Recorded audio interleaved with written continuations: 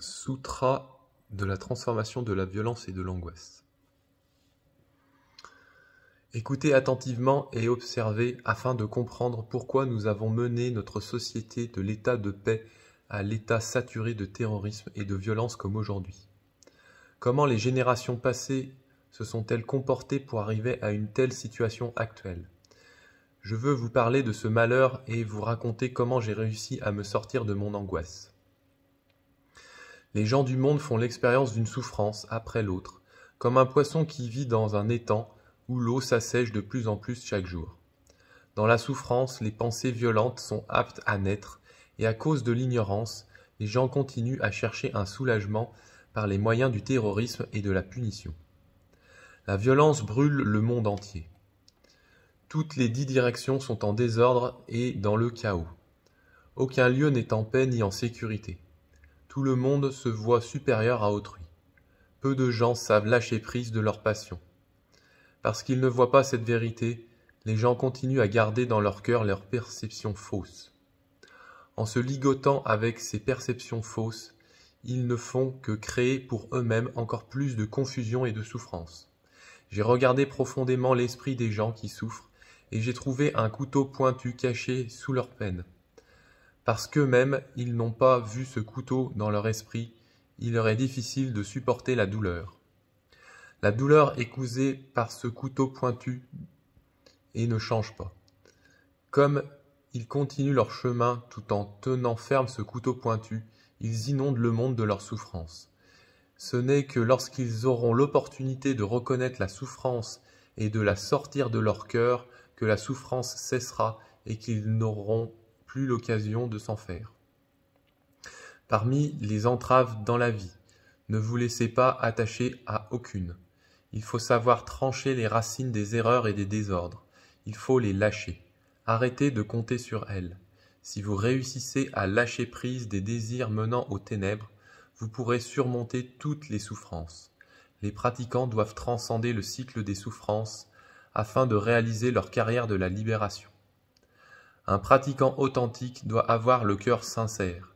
Il n'agit pas en comptant sur les perceptions fausses. Il n'a qu'à suivre le chemin tout droit. Il ne parle pas avec une double langue. Il doit savoir comment éteindre le feu de la colère et briser le bloc de son ambition. S'il sait se détacher des liens des afflictions, il pourra commencer à apercevoir la rive de la libération. Il faut abandonner la fierté. Ne dormez pas trop. Ne vous laissez pas tomber dans la somnolence. Vivez et travaillez dans la modération. Ne vous perdez pas dans la foule. Ne vous attachez pas à la belle apparence trompeuse. Il faut savoir lui tourner le dos. Il faut contempler régulièrement la nature vide de toute chose afin de parvenir au nirvana. N'insultez personne. Ne vous laissez pas séduire par ou attacher à l'apparence trompeuse. Ne vous engagez pas dans des divertissements qui vous font oublier ensuite le but de votre pratique qui est d'aider les autres à sortir de la souffrance. Arrêtez de penser au passé et de vous projeter au futur. Il faut reconnaître ce qui se passe dans le moment présent et ne pas s'y attacher. Ainsi vous marcherez seul en pleine liberté partout sur les 5 continents sans que personne ne soit plus jaloux que vous. J'ai dit que l'avidité est la force qui cause le plus de destruction. C'est l'inondation qui submerge le monde entier. C'est seulement en voyant cela que nous pourrons vaincre tous les doutes.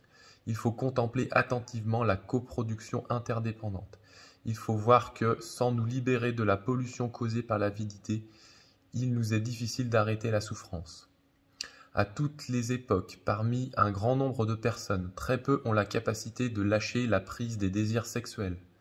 Pourtant, une fois que le pratiquant réussit à les lâcher, il ne ressent aucune perte.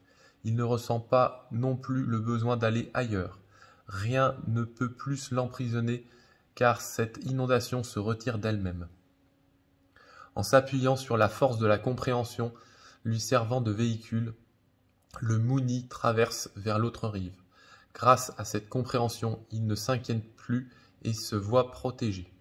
La naissance, la mort, le malheur et la jalousie ne peuvent plus le toucher. Avec l'énergie de l'assiduité, il atteint la paix véritable. Ayant laissé derrière le plaisir sensuel, la souffrance cesse. Le pratiquant regarde profondément la nature vide de toute chose et rien ne peut plus le préoccuper. Lui-même, il a vu la grande voie menant à la paix, il ne s'attache plus à aucune vue de ce monde. Lorsque le pratiquant ne s'attache plus à l'idée « ce corps est moi » et comprend que, par nature, le moi est insaisissable et non existant, alors il n'a plus aucun souci. Lorsque les racines de l'ignorance sont complètement déterrées, aussitôt que le germe de l'ignorance apparaît, il est totalement déraciné et n'a plus l'occasion de pousser, le pratiquant ne saisissant plus rien à présent, parce qu'il n'a plus le besoin de distinguer ses alliés de ses ennemis. Libre de tout concept, y compris des concepts de l'esprit et de la matière, comme les réalités indépendantes de l'une de l'autre. Ayant compris que l'espace et la matière sont tous deux vides, le pratiquant ne voit que rien n'est insaisissable.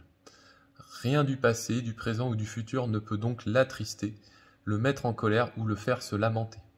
Ayant transcendé le concept du tout, y compris le concept de la matière, il n'y a pas une seule pratique parmi toutes les pratiques qu'il n'atteint pas. Ayant étudié, mis en pratique et enseigné avec éloquence l'enseignement du non-désir et de la non-dualité, même s'il était interrogé, il répondrait sans timidité ni hésitation. Avec une vision profonde, il ne dépend plus de personne.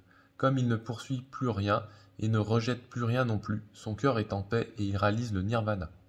Le Moody n'est pas fier en regardant en bas, ni angoissé en regardant en haut. Il s'établit parfaitement dans la non-discrimination. Il ne s'attache à aucune vue, tout conflit cesse à ce moment-là, toute haine et jalousie disparaissent.